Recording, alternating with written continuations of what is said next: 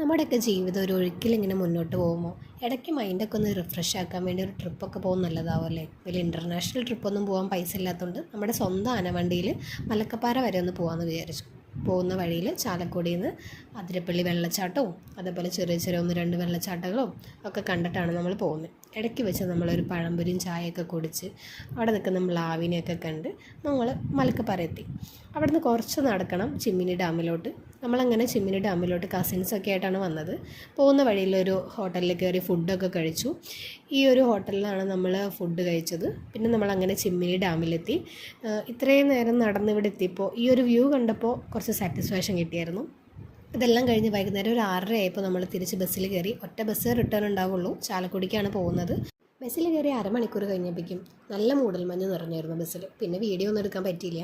അങ്ങനെ തിരിച്ച് നമ്മൾ നൈറ്റ് ആയപ്പോഴേക്കും വീട്ടിലെത്തി. അപ്പോൾ അത്രേ ഉള്ളൂ ഇന്നത്തെ വീഡിയോ. ടാറ്റാ.